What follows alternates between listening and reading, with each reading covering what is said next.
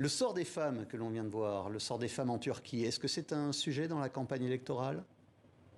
Oui, énorme, parce que depuis le début de ce pouvoir, et même ces dernières années, ça a augmenté. Chaque jour, on tue une femme. L'année dernière, par exemple, il y a eu plus de 400 femmes qui ont été tuées par leur mari ou leurs amants ou des gens qui voulaient les violer et qui n'ont pas réussi. Et finalement, ils se sont vengés justement parce que la femme a refusé. Et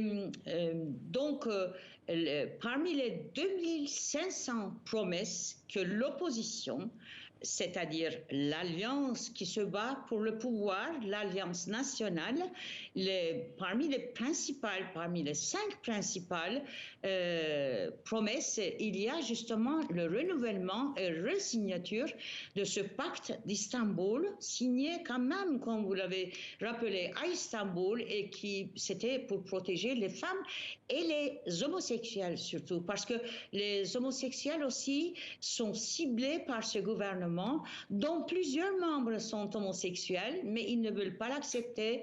Et verbalement, ils sont cibles d'un mobbing très très lourd, les homosexuels. Donc, on se bat pour le droit des femmes et pour le droit des homosexuels aussi, ce qui est très très important. Il y a 5 ans, un quotidien ultra-conservateur vous a accusé d'insulter l'islam et les musulmans parce que vous aviez rendu hommage à Atatürk, le fondateur de la République et père de la laïcité. Vous avez reçu des dizaines de menaces de mort. Les tenants de la République turque sont-ils à ce point fragiles aujourd'hui? Est-ce qu'ils sont menacés? Les tenants du pouvoir, oui, mais ce n'est pas justement des sujets religieux ou politiques qui les mettent en danger pour perdre le pouvoir. C'est plutôt la crise économique qui aura le mot de la fin.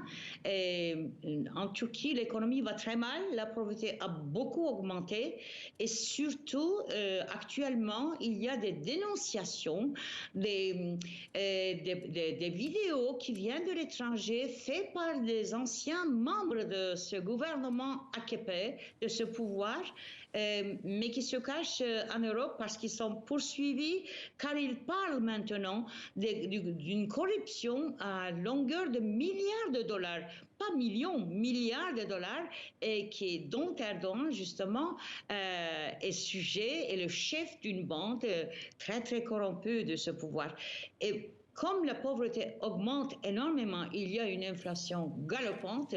Et justement, les nouveaux pauvres, ceux qui étaient pauvres deviennent encore plus pauvres, ne peuvent plus pardonner ce pouvoir qui a utilisé la religion, qui a utilisé l'islam pour s'enrichir, pour voler en fait, justement dans le marché public.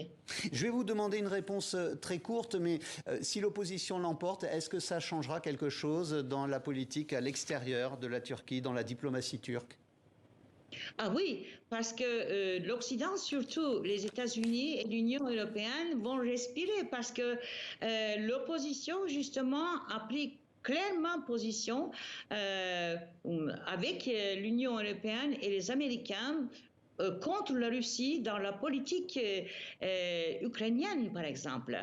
Tandis qu'il y a vraiment totalement un écart entre le pouvoir actuel islamiste et l'opposition, parce que Poutine, le président Poutine, tient le camp et puis aide le camp du pouvoir et le dit clairement que il est pour Erdogan. Poutine est pour Erdogan.